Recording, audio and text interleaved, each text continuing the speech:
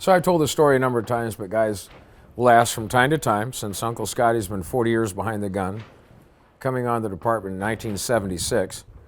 But when I came on, it was a 4-inch stainless steel revolver that you were issued, Smith & Wesson. And we were using at the time 158 grain lead round nose bullets. You had a straight stick baton and your handcuffs. We didn't have pepper spray, OC spray. We didn't have sticky foam. We didn't have collapsible batons.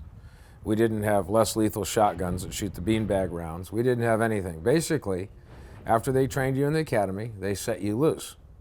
The dump pouch that we used to use, and you can go on our website and view it, was basically flat because the department didn't like us having round speed loaders, because if you had everybody in inspection lined up in uniform, you saw all these little bumps going down.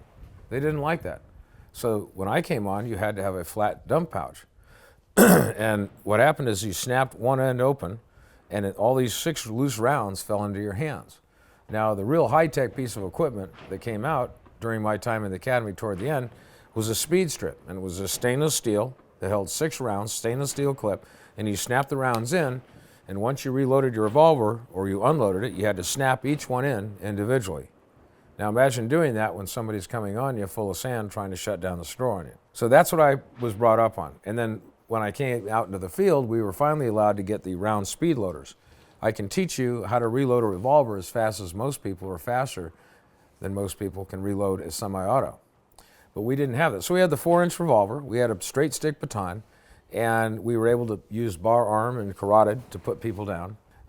And we didn't have all these less lethal use of force options back then. When you got into the police car, squad car, you have cars today with MDTs. You have cars today with air conditioning that works. We had Ford Matadors, which were screamers because those things had police packages.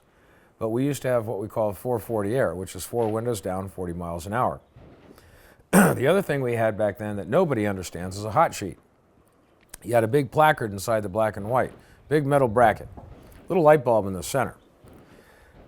And when you're in roll call, you were given a piece of paper, and it had wanted suspects, but it also had all the stolen cars in your division or cars that they were asking you to look out for.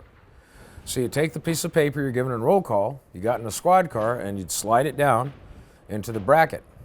Well, you could read them during the day, but at nighttime you couldn't see them, so when you turned on the light, the little bulb shone, and you had this yellowish paper, and you had all your numbers that were being backclipped by this little bulb. Well, by the end of watch, because you kept it on all night, by the end of watch, that white piece of paper was actually yellow.